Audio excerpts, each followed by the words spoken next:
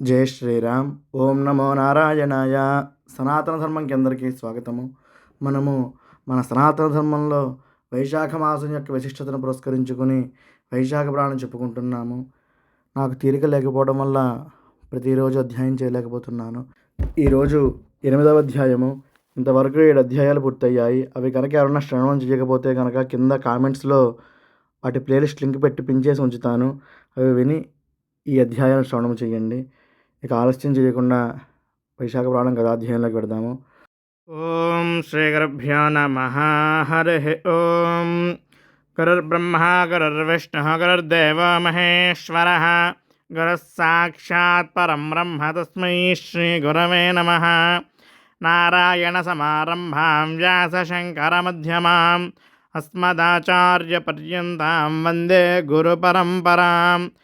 మాలాం కుండీం చ డమరుం శూలం శంఖం సుదర్శనం దధానం భక్తవరదం దత్తాత్రేయం నమామ్యహం. సరస్వతీ నమస్తుభ్యం వరదే కామరూపిణి.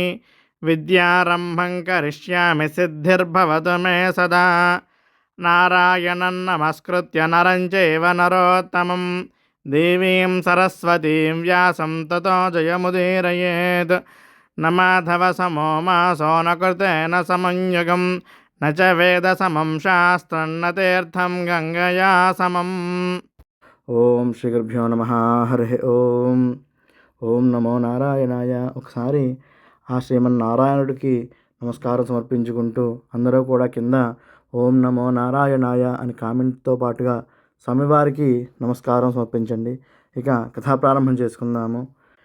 వైశాఖ పురాణం గురించి, వైశాఖ మాసం యొక్క విశిష్టత గురించి తెలుసుకోవాలనుకున్న అంబరీష మహారాజుకు నారద మహర్షి అంబరీషునికి వైశాఖ మాసం యొక్క మహత్యము, వైశాఖ మాసంలో చేయవలసిన దానములు, వైశాఖ మాసంలో జలదానం చేయకపోవడం వల్ల ఎటువంటి జన్మ వచ్చింది, దాన్ని ఏ విధంగా నివారణోపాయము అవన్నీ తెలుసుకున్న తరువాత నారద మహర్షి అంబరీష మహారాజుకి ఈ విధంగా చెబుతున్నారు.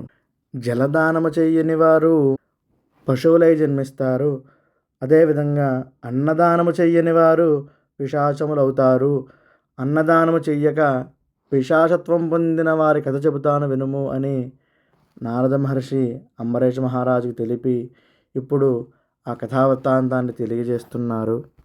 నారద మహర్షి అంబరీష మహారాజుతో, ఓ రాజర్షి, అన్నదానము చెయ్యని మానవుడు పొందే అత్యంత దయనీయమైన స్థితిని వివరిస్తూ నా కళ్ళ ఎదుట జరిగిన ఒక ఆశ్చర్యకరమైన వృత్తాంతాన్ని వివరిస్తాను విను అని వృత్తాంతాన్ని తెలియజేస్తున్నాడు నారద మహర్షి. పూర్వము నేను గంగాయాత్ర చేయవలను అనే ఒక ప్రబలమైన కోరికతో ప్రయాణము సాగిస్తూ దైవవశాత్తు పవిత్రమైన రేవా నదీ తీరమున ఉన్న ఒక భీకరమైన అరణ్య ప్రాంతానికి చేరుకున్నాను. అక్కడ ప్రకృతి అంతా నిశ్శబ్దంగా ఉన్న ఎక్కడో ఒక మూల నుండి వినిపిస్తున్న ఆర్తనాదాలు నన్ను భయభ్రాంతుడిని చేశాయి.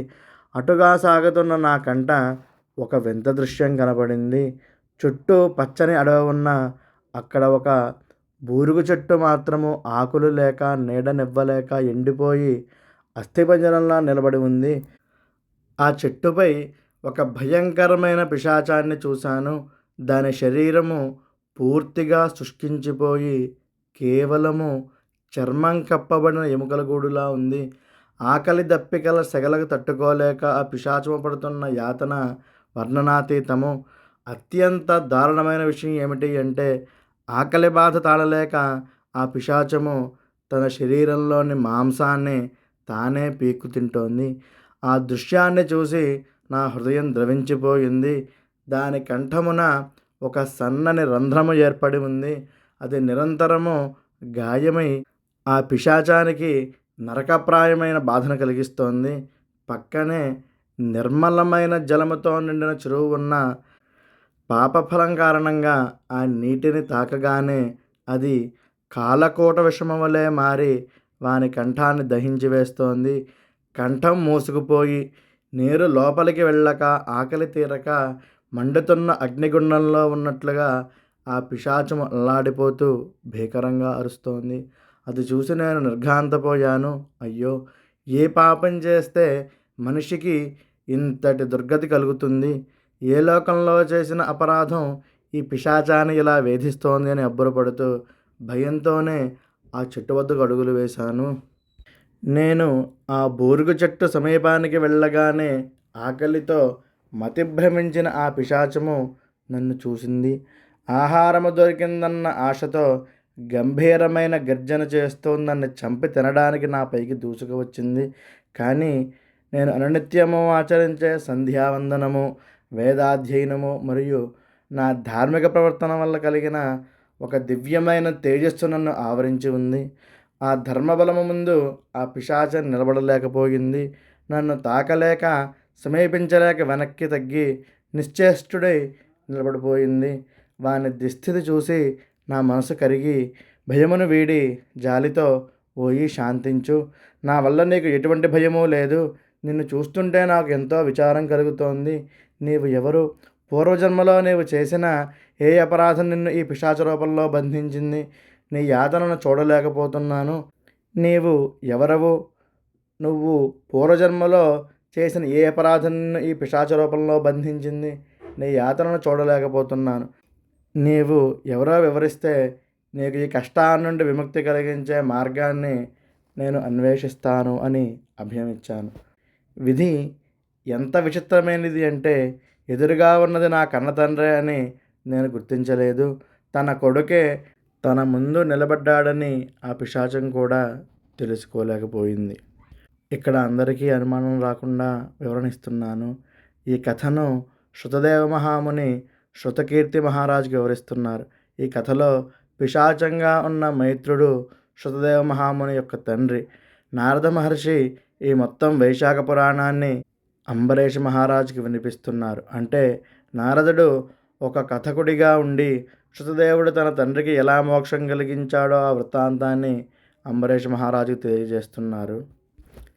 నారదుడు చెప్పే కథలో శృతదేవుడు శృతకీర్తి మహారాజుకు తన సొంత అనుభవాన్ని, అంటే తన తండ్రి పిశాచమైన కథను చెబుతున్నాడు. కాబట్టి ఆ బూరుగుమ చెట్టు మీద ఉన్న పిశాచము శృతదేవుని తండ్రి మైత్రుడు. నారదుడు కేవలము ఆ కథను మనకు అందజేస్తున్న మహర్షి మాత్రమే. అందరూ కూడా ఈ విషయాన్ని గుర్తించండి. ఈ కథనంలో కొద్దిగా అనుమానాలు కలిగే విధంగా ఉంది కాబట్టి ఇక్కడ వివరణిస్తున్నాను. ఆ విధంగా పిశాచాన్ని అడిగిన తరువాత పిశాచము ఆ పుణ్యపురుషుడికి ఈ విధంగా కథ చెబుతోంది. ఓ పుణ్యపురుషుడా, నా దురదృష్టము వినుము. నేను పూర్వము భూవరము అను సుసంపన్నమైన పట్టణమున వసించిన మైత్రుడను. సంకృతి గోత్రమును జన్మించి సకల వేదాంగములను అభ్యసించాను. భూలోకములోని సమస్త పుణ్యతీర్థాలలో స్నానమాచరించాను. సర్వదేవతలను నిష్ఠతో సేవించాను. కానీ నా జీవితంలో నేను చేసిన అతిపెద్ద తప్పు ఏమిటి అంటే, మాధవుడికి అత్యంత ప్రీతికరమైన వైశాఖ మాసంలో కనీసము ఒక్కరికి కూడా అన్నదానము చెయ్యలేదు. లోభము నా బుద్ధిని కప్పివేసింది. ఆ పవిత్ర మాసమున ఆకలితో నా ఇంటికి వచ్చిన అభాగ్యులకు ఒక్క ముద్ద అన్నం పెట్టలేదు సదా. కనీసము భిక్ష కూడా వేయలేదు. విద్య ఉన్నా భక్తి ఉన్నా అన్నదానం చేయని ఆ పాపమే నాకు ఈ పిశాచ రూపం కల్పించింది. నాకు శృతదేవుడు అను పుత్రుడు కలడు. అతడు ధర్మపరాయణపరుడు, లోకప్రసిద్ధుడు. ఓ మహాత్మా, నీవు ఎప్పుడైనా నా కుమారుడిని కలిస్తే నా దురవస్థను వివరించు. నీ తండ్రి నర్మదా నదీ తీరమున నీడలేని బూరుగు చెట్టుపై పిశాచమై ఎల్లాడుతున్నాడని, తన మాంసమును తానే తింటూ సద్గతి లేక నరకయాతన అనుభవిస్తున్నాడని నా కొడుక్కి సందేశం అందించు అని ఆ పిశాచము నా పాదాల చెంతపడి రోధించింది. ఆ పిశాచము పలికిన దీనాలాపనలు వినగానే నా గుండె ఒక్కసారిగా ఆగిపోయినట్లయింది. ఎదురుగా అత్యంత దయనీయ స్థితిలో తన మాంసాన్ని తనే తింటూ విలవిలలాడుతున్న ఆ ప్రాణి సాక్షాత్తు నా జన్మకు కారణమైన నా తండ్రి గారే అని గ్రహించిన మరుక్షణము నా పాదాల కింద భూమి కంపించినట్లయింది. కళ్ళ నుండి కన్నీరు ధారలుగా ప్రవహిస్తుండగా గద్గద స్వరముతో ఆ పిశాచము పాదాల చెంత సాష్టాంగం పడి శృతదేవుడు ఇలా అన్నాడు. హా దైవమా, ఎంతటి ఘోరము! తండ్రి, నేను నీ దురదృష్టవంతుడైన కుమారుడిని శృతదేవుడను. దైవకముగా ఇక్కడికి చేరుకున్నాను. తండ్రి, నిన్ను ఈ స్థితిలో చూడవలసి వస్తుందని కలలో కూడా అనుకోలేదు. లోకమంతా నన్ను గొప్ప పండితుడని, ధర్మ కోవిదుడని ప్రశంసిస్తుంటే, నా కన్న తండ్రి ఇక్కడ ఆకలి దప్పికలతో పిశాచమై అలమటిస్తుంటే నా విద్యలు ఏమవ్వాలి, నా కీర్తి ఏమి అవ్వాలి అని నన్ను నేను నిందించుకుంటూ బోరున విలపించాను. ఒక పుత్రుడిగా ఎన్ని పుణ్యకార్యాలు చేసినా, ఎన్ని తీర్థయాత్రలు తిరిగినా తన పితృదేవతలకు సద్గతి ప్రసాదించకపోతే ఆ కర్మలన్నీ వ్యర్థమే కదా తండ్రి. నీవు పడుతున్న ఈ నరకయాత్రను చూస్తుంటే నా ప్రాణాలు విలవిలలాడిపోతున్నాయి. నీకు ఈ పిశాచ జన్మ నుండి విముక్తి కల్పించి విష్ణులోక ప్రాప్తి కలిగించేందుకు నేను ఏమి చెయ్యాలో ఆజ్ఞాపించండి. ఏ వ్రతము చేస్తే, ఏ దానము చేస్తే నీ కష్టాలు తీరతాయో త్వరగా సెలవియ్యండి తండ్రి. నీ విముక్తి కోసము నా సర్వస్వము ధారపోస్తాను అని శృతదేవుడు ప్రార్థించాడు. అప్పుడు ఆ పిశాచము తన కుమారుడిని గుర్తుపట్టి ఆనందముతో మరియు దుఃఖముతో మరింతగా రోధించి తనను తాను సంభాళించుకొని కొడుకు వైపు జాలిగా చూస్తూ, నాయనా శృతదేవ, భయపడకము, నా విముక్తి మార్గము సులభమైనదే. వైశాఖ మాసమున నియమనిష్టలతో విష్ణువును ఆరాధించి నా పేరున జలతర్పణము విడిచి భక్తితో సద్బ్రాహ్మణులకు అన్నదానము చేయుము. ఆ పుణ్యఫలమే నా ఈ పాప సంఖ్యలను తెంచుతుంది, శ్రీ మహావిష్ణువు సాన్నిధ్యమునకు నన్ను చేరుస్తుంది అని బాధపడుతూ తన కుమారుడికి తన విముక్తి కలిగించే మార్గాన్ని తెలియజేశాడు పిశాచ రూపంలో ఉన్న మైత్రుడు. అలా తన కుమారుడిని గుర్తుపట్టిన ఆ తండ్రి హృదయము ద్రవించిపోయింది. తన బిడ్డను ఈ భయంకరమైన స్థితిలో చూడవలసి వచ్చినందుకు ఆ పిశాచ రూపంలో ఉన్న మైత్రుడు మరింతగా దుఃఖిస్తూ కొంతసేపటికి మనసు కుదుటపరుచుకుని తన కుమారుడితో ఇలా చెప్పాడు, నాయనా శృతదేవ, విచారించకము, విధి నిర్ణయాన్ని ఎవరో మార్చలేము కదా. నీవు సంకల్పించిన యాత్రను దిగ్విజయంగా పూర్తి చేసుకుని వెంటనే ఇంటికి చేరుకో. సూర్యుడు మేషరాశిలో సంచరించే ఆ పుణ్యకాలమున, అంటే వైశాఖ మాసమున అత్యంత భక్తి శ్రద్ధలతో శ్రీ మహావిష్ణువును ఆరాధించు. పవిత్రమైన అన్నమును వండించి ఆ మాధవునికి నివేదన చేసి ఆ ప్రసాదాన్ని ఉత్తమమైన బ్రాహ్మణులకు దానమివ్వు. ఆ ఒక్క అన్నదాన పుణ్యము నాకే కాదు, మన వంశంలోని పితృదేవతలందరికీ కూడా అక్షయమైన ముక్తిని ప్రసాదిస్తుంది. నా మీద గౌరవం ఉంటే ఈ పనిని తప్పక నెరవేర్చు అని ఆజ్ఞాపించాడుట.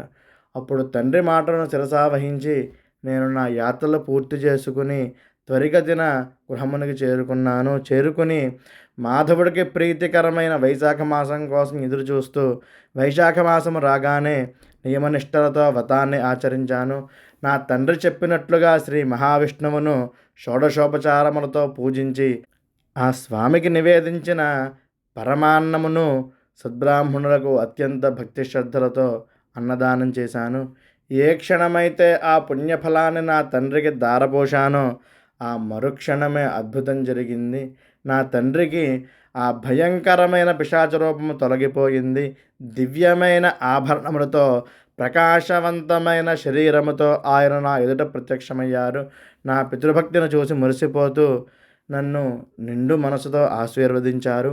అదే సమయంలో విష్ణుదూతలు దివ్య విమానంతో అక్కడికి చేరుకుని నా తండ్రిని ఆ విమానం ఎక్కించుకొని సర్వసుఖములకు నిలయమైన విష్ణులోకాన్ని తీసుకొని వెళ్ళారు. అక్కడ నా తండ్రి శాశ్వతమైన ముక్తిని పొందారు అని ఇదంతా తెలిపి, ఓ మహారాజా, అందుకే శాస్త్రములు ఘోషిస్తున్నాయి, అన్నదానము అన్ని దానాలలోనూ శ్రేష్టమైనది. ఆకలితో ఉన్నవానికి పెట్టే ఒక్క ముద్ద అన్నము వేల సంవత్సరముల తపస్సు కంటే ఎక్కువ ఫలితాన్ని ఇస్తుంది. సకల ధర్మముల సారమే ఈ అన్నదానము అని శృతదేవ మహాముని శ్రోతకీర్తి మహారాజుకు ఈ దివ్యగాథను వినిపించారు. ఈ విషయాన్నే నారద మహర్షి అంబరీష మహారాజుకు తెలియజేశారు. అందరూ విన్నారు కదా, వైశాఖ మాసంలో చేసే అన్నదానము పితృదేవతలకు సైతం మోక్షాన్ని ఎలా ప్రసాదిస్తుందో. ఈ కథ మనందరికీ అన్నదానం యొక్క గొప్పతనాన్ని చాటి చెబుతోంది. వచ్చే అధ్యాయంలో మరిన్ని ఆసక్తికరమైన విషయాలను తెలుసుకుందాము. ఇంతటితో వైశాఖ పురాణము 8వ అధ్యాయం సంపూర్ణమైంది. చంద్రశేఖర పాహిమాం, చంద్రశేఖర రక్షమాం. ఒక్కసారి ఆ స్వామివారికి నమస్కారం చేస్తూ ఈ వీడియోని లైక్ చేస్తూ కింద స్వామివారి నామాన్ని కామెంట్ చేయడమే కాకుండా ఈ వీడియో మరింత మందికి అందించడం కోసము మీరు ఉన్న వాట్సాప్ గ్రూపుల్లో కూడా షేర్ చేస్తారని ఆశిస్తున్నాను. చంద్రశేఖర రక్షమాం చంద్రశేఖర పాహిమాం.